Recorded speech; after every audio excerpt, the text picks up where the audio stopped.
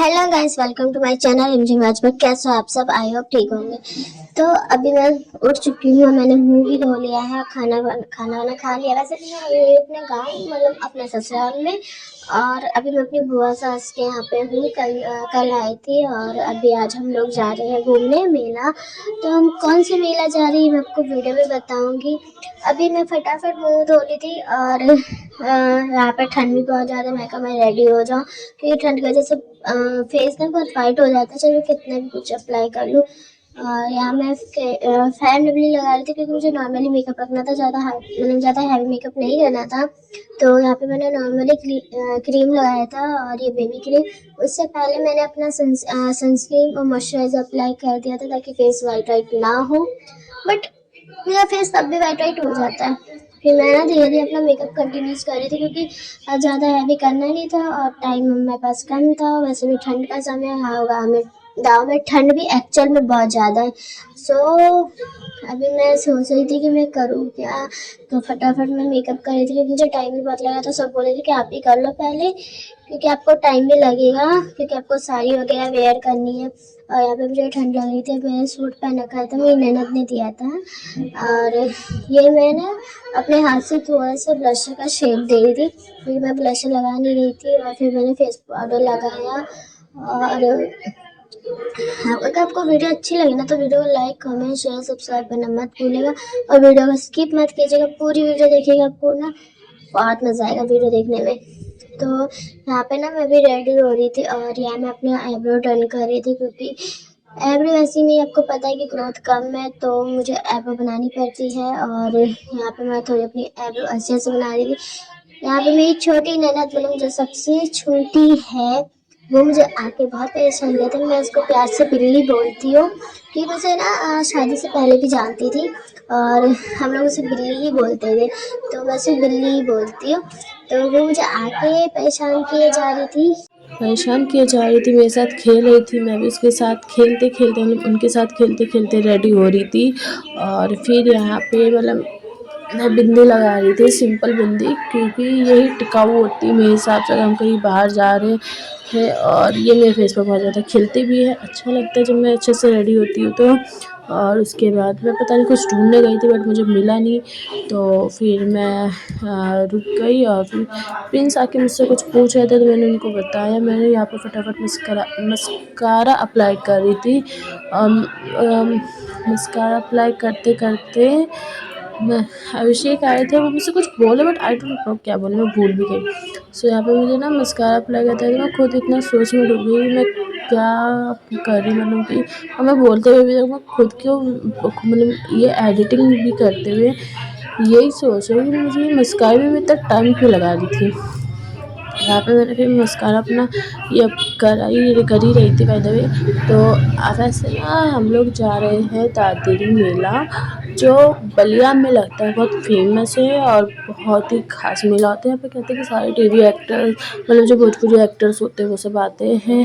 और बहुत अच्छा बहुत बड़ा मेला होता है ये यहाँ मतलब बलिया का, जहाँ यूपी का बहुत बड़ा मेला होता है। मैंने ऐसा सुना है बट मैं गई नहीं हूँ, तो मेरा मन था जाने का, तो हम लोग उसी के लिए रेडी हो रहे थे।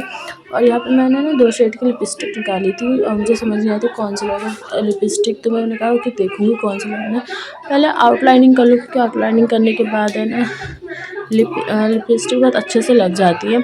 और मैं वैसे ठंड में होठ बहुत फटते हैं, तो यहाँ पे ना मैं होठ पे लगाना ही मैं भूल गई थी और मैं ना वैसे ही लिपस्टिक लगा दी थी।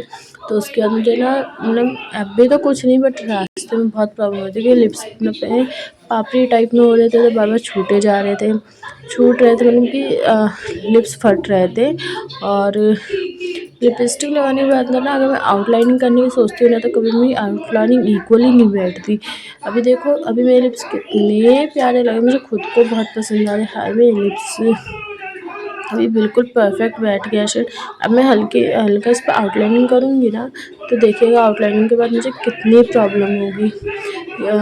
ये देखिए, ये नीचे से मैं आउटलाइनिंग कर रही, नीचे का ओके सेट, बट ऊपर का कभी मैं इक्वली नहीं बैठता और उसके जैसे मुझे बहुत मतलब टाइम लगता है अपनी लिपस्टिक सेट करने में। और मुझे काजल और आईलाइनर मैं लाना भूल गई थी, तो मैं काजल और आईलाइनर का जुगाड़ कर रही थी अपनी बुआ सास की बेटी यानी कि बड़ी ननद से। तो उनको बोल रही थी कि आप मुझे काजल आईलाइनर दे दो, वो जब तक ला रही थी जब तक बाकी चीज़ अपना डन कर लूँ। तो ये अभी भी देखना, अभी भी लिपस्टिक मुझे कंफर्म नहीं लगेगी, तो अभी मैं फिर इस पर अप्लाई करूँगी। ये देखो यहाँ मैं ना अप्लाई कर रही हूँ, मुझे बहुत टाइम लगता है, क्या कर सकते हैं, बट अच्छा भी दिखना है तो करना तो पड़ेगा इतना। सो ये यहाँ लगाने के बाद फिर जाके मैं ना साड़ी वाड़ी वेयर करने चली गई थी और हेयर स्टाइल वगैरह बनाना था। तो हेयर स्टाइल तो मेरी ननद ही बना रही थी, क्योंकि मुझे हेयर स्टाइल बनाना वैसे आता नहीं है, तो वही मैं हेयर स्टाइल बना रही थी। मैं साड़ी वेयर करती हूँ तो ऑब्वियसली बात है वीडियो नहीं बना सकती थी, तो वो वीडियो मैं आपको बाद में दिखाऊंगी जब मेरा फाइनल लुक आएगा। तो उसमें आप मुझे कमेंट सेक्शन में बताइएगा कि मेरा फाइनल लुक आपको कैसा लग रहा है। और मैंने ना फ़ोटोज़ वगैरह ऑलरेडी क्लिक कर रखी है, जो कि आपको मेरा इंस्टाग्राम पेज मिस रिमझिम 27 पे मिल जाएगा। Go and watch and check it. Watch it and Instagram पे मुझे फॉलो करना मत भूलिएगा। मेरी इंस्टाग्राम आईडी है मिस रिमझिम 27। गो एंड चेक, और जो भी वीडियोस वगैरह हो उसे लाइक कर देना, और वहाँ से मतलब वहाँ पे आपको मेरी सारी फ़ोटो वीडियोस मिल जाएगी।